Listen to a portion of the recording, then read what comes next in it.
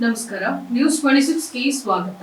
ಕಲ್ಯಾಣ ಕರ್ನಾಟಕದ ಕೇಂದ್ರ ಬಿಂದುವಾದ ಕಲಬುರಗಿ ಜಿಲ್ಲೆಯಿಂದ ಬೆಂಗಳೂರಿಗೆ ವಂದೇ ಭಾರತ್ ಎಕ್ಸ್ಪ್ರೆಸ್ ರೈಲಿನಲ್ಲಿ ಇಂದು ಪ್ರಧಾನಮಂತ್ರಿ ನರೇಂದ್ರ ಮೋದಿ ಅವರು ವಿಡಿಯೋ ಕಾನ್ಫರೆನ್ಸ್ ಮುಖಾಂತರ ಬೆಳಗ್ಗೆ ಹಸಿರು ನಿಶಾನೆ ತೋರಿಸುವುದರ ಮೂಲಕ ಚಾಲನೆಯನ್ನ ನೀಡಿದರು. ಈ ಕಾರ್ಯಕ್ರಮದಲ್ಲಿ ಸಂಸದರು ಉಮೇಶ್ ಜಾಧವ್, ಮಾಜಿ ಶಾಸಕರು ಮಾಲಿಕಯ್ಯ ಗುತ್ತೇದಾರ್, ಗ್ರಾಮೀಣ ಶಾಸಕರು ಬಸವರಾಜ ಮತ್ತಿಮೂಡ, ಮಾಜಿ ಶಾಸಕರು ದತ್ತಾತ್ರೇಯ ಪಾಟೀಲ್, ವಿಧಾನ ಪರಿಷತ್ ಸದಸ್ಯರು ಬಿಜಿ ಪಾಟೀಲ್, ಜಿಲ್ಲಾಧಿಕಾರಿ ಫೌಜಿಯಾ ತರನುಮಾ, ನಗರ ಪೊಲೀಸ್ ಆಯುಕ್ತರು ಆರ್ ಚೇತನ್, ಜಿಲ್ಲಾ ಎಸ್ಪಿ ಅಕ್ಷಯ್ ಹಾಕೆ ಹಾಗೂ ಬಿಜೆಪಿಯ ಹಿರಿಯ ಮುಖಂಡರು ಮತ್ತು ಕಾರ್ಯಕರ್ತರು ಮತ್ತು ಜಿಲ್ಲೆಯ ನಾಗರಿಕರು ಉಪಸ್ಥಿತರಿದ್ದರು. ವರದಿ ವಿಠಲ್ ಎಂಎ ಪೂಜಾರಿ, ನ್ಯೂಸ್ 26 ಕನ್ನಡ, ಕಲಬುರಗಿ.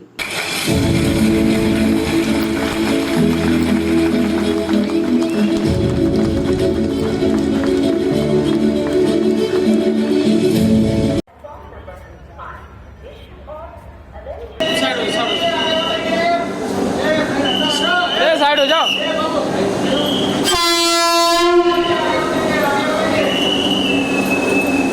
पीछे पीछे लो, पीछे लो।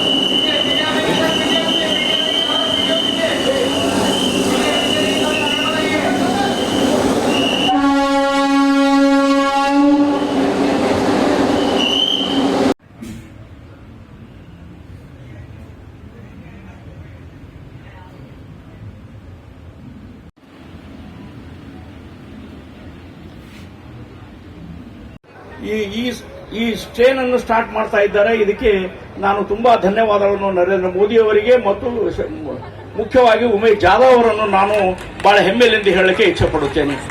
ಸುಮಾರು ವಾಡಿಯಲ್ಲಿ 30 ಕೋಟಿ ರೂಪಾಯಿ, ಶಾಬಾದ್ನಲ್ಲಿ 28 ಕೋಟಿ ರೂಪಾಯಿ. ಆ ಆಕಾಂಕ್ಷೆಗೆ ಸ್ಫೂರ್ತಿದಾಯಕವಾಗಿ ನಮ್ಮ ಲೋಕಸಭಾ ಸದಸ್ಯರಂತ ಉಮೇಶ್ ಜಾಧವ್ ಜಿಯವರು, ಇಲ್ಲಿರ್ತಕ್ಕಂಥ DRM ಸಾಹೇಬರು, आदरणीय